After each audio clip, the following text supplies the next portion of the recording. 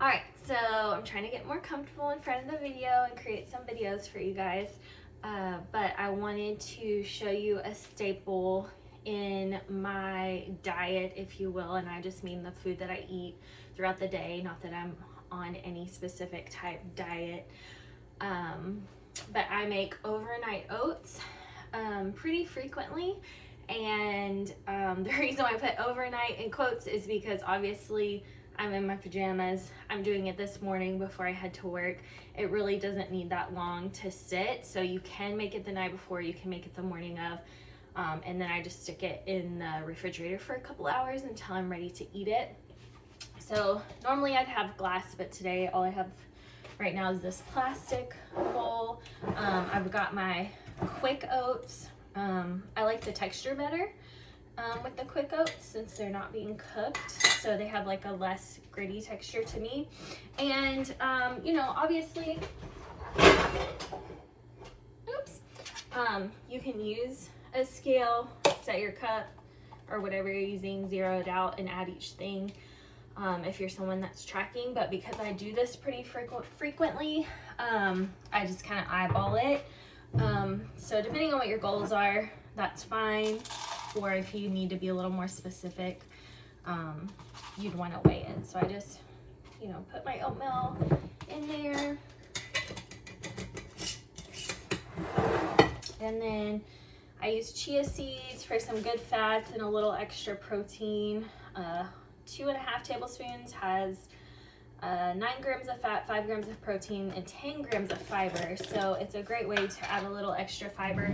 Of course, your oats have some fiber as well. I think that's one thing that's really missing from a lot of people's diets, especially if they're concerned about weight loss, because they'll tend to skip on the carbs, and the carbs are going to provide that fiber that you need to help your body process that protein.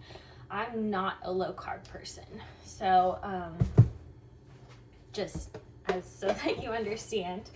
I love this 000 Greek yogurt because I know I can add a good bit of it to add quite a bit of protein without adding any fat calories, because I like to get my fat calories through some other things like peanut butter and eggs. So that's kind of my trade-off on my yogurt. And this is just vanilla, but you can use whatever flavor you want. It does have a little bit of sugar in it. I'm not someone that just really watches my sugar as far as like foods that just have sugar in it.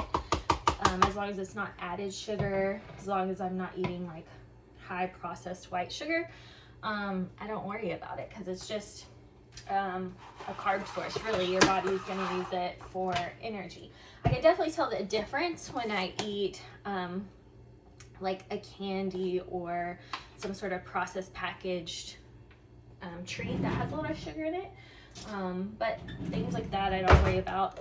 So this is HEB almond butter. I specifically drive to HEB or go to HEB when I'm somewhere that has one, since we don't have one here. I just prefer the flavor over peanut butter, really. I don't mind peanut butter for certain things, but these, they have a cinnamon, vanilla, they have a dark chocolate one. So I just get a good scoop, and it's probably my favorite part of the overnight oats. I honestly don't think I put enough yogurt in it this time, so I may add a little bit more.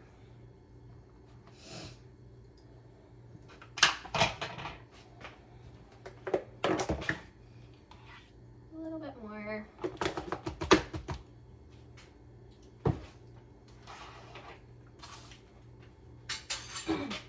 And then, so taking it way back, I still use the Visalis protein shake mix.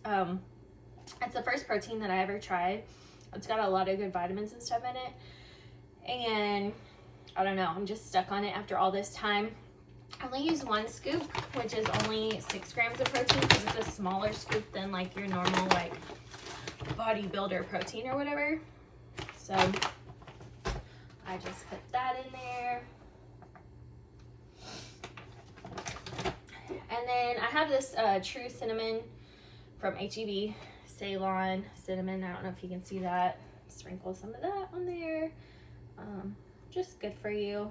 Cinnamon can help with your metabolism, and I believe it's antioxidant as well. And then I prefer to use almond milk in a lot of things. I kind of stay away from like a really heavy dairy forward diet. Obviously I use the Greek yogurt. I will use milk in things, but I like this because it's unsweetened, so it's less sweet than milk tastes to me at this point because I'm so used to it.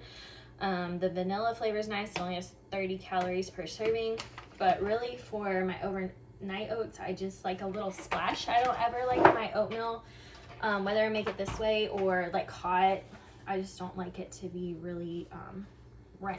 So I just kind of mix all that up until it's nice and combined. Probably gonna need another splash of milk.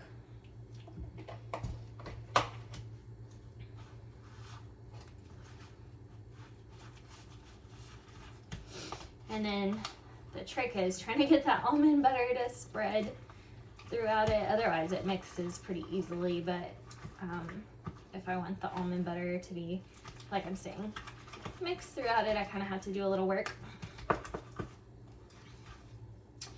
And I will say, like, I'm not a dietitian. I have my fitness nutrition certification. So, like, I can't tell you, like, what to eat, but I can help you understand your macros, which is just, like, your protein, carbs, and fats, and what you need, and kind of, like, some ideas. So, like I said, this is what works for me. It helps me get some extra protein and fiber in my day. Usually I add some pomegranate seeds. If you don't know this, my sister told me this, you put your berries or fruit or whatever in a mason jar, it lasts a lot longer. Like your berries aren't going to mold like they can sometimes. So anyways, this is my pomegranate seeds. I also sometimes just use frozen blueberries on top, or even dark chocolate chips. I love the Ghirardelli dark chocolate chips. You could also do like a little bit of honey on top or whatever, you know, just treat it like oatmeal. But like I'm saying, oh, I forgot to show you, did I? I can't even remember now what it looks like mixed up.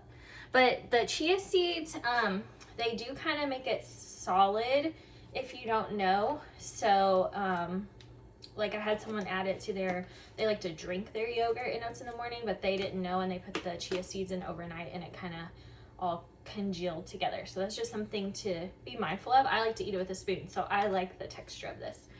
A couple other things I was going to share with you. So some people may call this a hack, and I guess it is, because you can make your own protein like pancake cake mix, but I just like these, and a serving of this is 12 grams of protein. You add milk and an egg. I like to do muffins, and you can even add more protein powder in it. I add more chocolate chips. Just a nice grab and go like breakfast or snack option. And then I'm a big like wake up in the morning, drink coffee, and I want chocolate. So even though these may not be like the best protein bars, they taste the best. They're my favorite. 13 grams of protein, 5 grams of sugar, but again, no added sugar, 12 carbs, and 13 fats. So for me, this is great just to get me a little bit of protein going in the morning, and then I'll eat my overnight oats a couple hours later to get plenty of protein.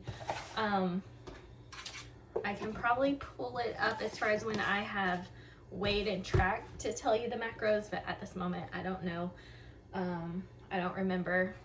I've tracked my macros in the past. I definitely suggest it to people who are just kind of starting out with their goals to get an idea of how they typically eat. It can seem overwhelming, but the more you just track and look at it and start understanding your food, the more sense it'll make. And like I'm saying now, at this point in my life, because I did that for a good amount of time, I can kind of just eyeball, and I know if I'm getting in enough protein and fiber in my day.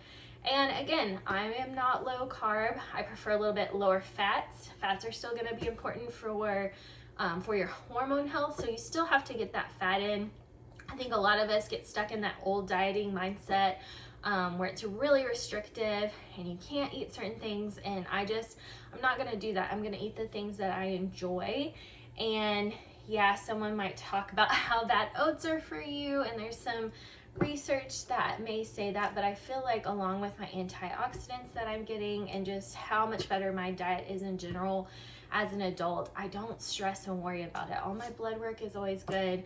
I feel good. And to me, that's the biggest indicator of how food affects you, because it's all going to affect us differently. A lot of people are going to give you just a blanket diet, like no gluten. And while that might help, that may not be the true issue.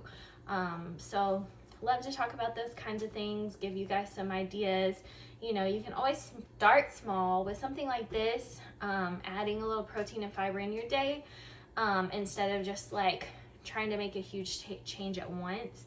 Can make a big deal or a big change, or can lead to a big change, I should say, when you start thinking about these things and working on these things and adding these things into your diet.